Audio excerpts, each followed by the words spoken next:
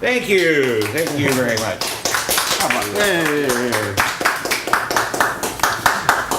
Okay, I know what you're thinking. Look at this. What is going to happen next? You're probably thinking, I'm going to get the computer out, and you're thinking, why didn't I do this before? Right? And then you're thinking, PowerPoint for table topics? My God, is there no link, no end?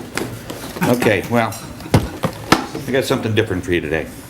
I've actually got stuff in here. I got stuff in here. Imagine this is a cup.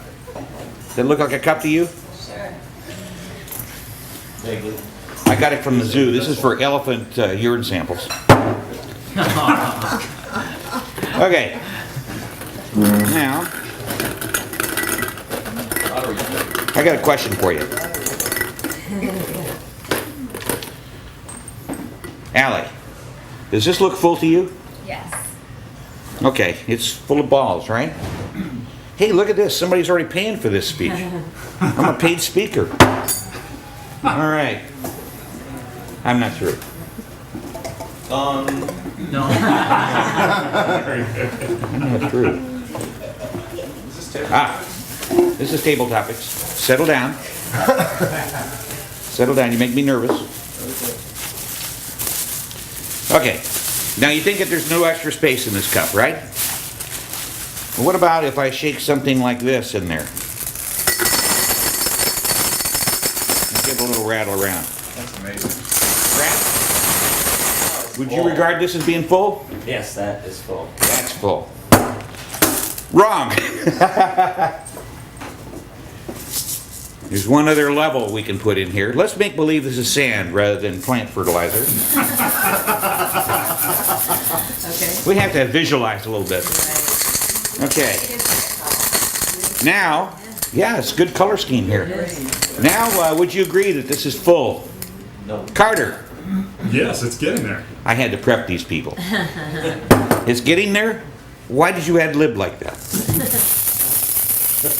Okay. Now, what I want to Now point... it's full. Okay, thank you.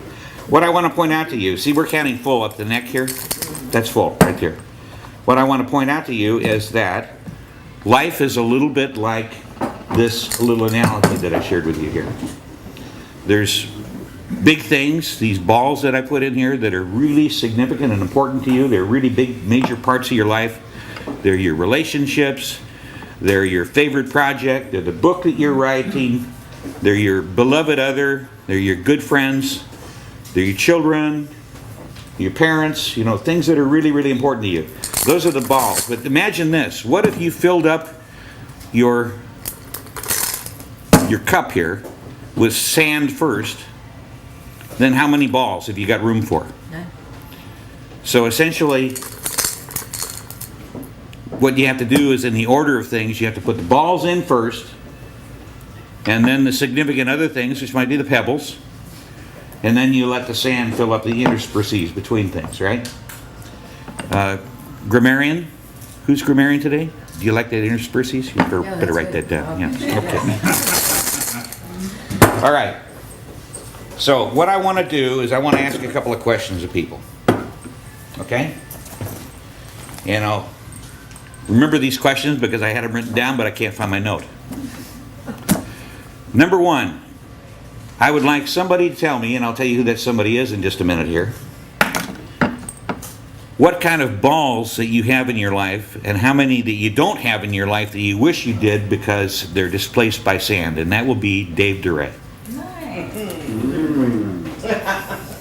No balls, Dave.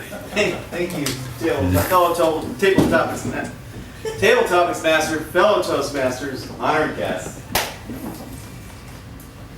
Rich, you're a paragon of confusion.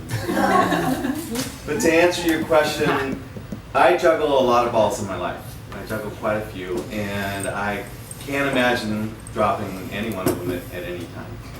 I have a beautiful wife, 2 great dogs that I love dearly, and I make time for them every day. Go home at lunch and walk them to the park so that they have their enjoyment. And when I don't do it, they sure let me know when I get home at the end of the day. I have my participation in the community, which I love this community. I participated through the Chamber of Commerce, through Toastmasters here. I volunteer at the Boys and Girls Club. And you would think there's not much room for a lot of other things in life, but then I also have a friend in San Diego who I'm dealing with right now who has Huntington's disease, which is a degenerative nervous disorder, if you're not aware of it, who is in a situation where the disease is beginning to affect his motor skills and his thinking, to the point where the landlord in his house where he's living wants him to move out, and so we're trying to figure out what the next step for him is. And it just, when you think there's no room in your life for something else, if something important comes along, you always find a way to make room for it. So don't ever despair if you think you're too busy. Know that there's always that little reserve that you can pull on and count on at a time of need to go that extra step to take care of things that come along, even if your jar is already full. Thank you, Dave.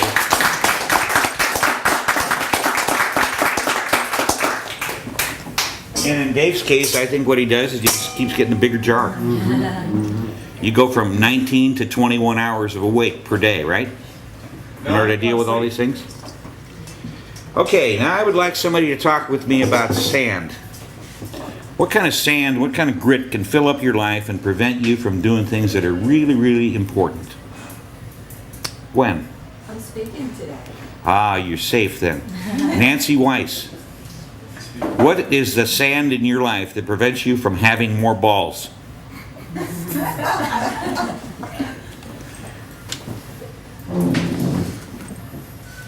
Hi. Hi. I'm thinking, Should we call you Sandy? I'm thinking of the sand in my life, but sometimes I can't distinguish between the bowls and the sand. And I think that's maybe why life is fun. I like to mix it up. And I really feel if you look at the really, really important things in life, and you see it very clearly, wait, I'm going to stop, because I'm talking in a circle. And I think that that's not a good paragon for everybody to see. So I'm going to start again. Hi. Hi. So that's what I really think about the sand. You should always mix it up so that life never gets so serious. That you should always have time to just enjoy things. And when it gets very serious, stop. Think about the things that make you happy and go after some of those things so that you can find a good balance. Now, was that better? That was better. And clear. Thank you.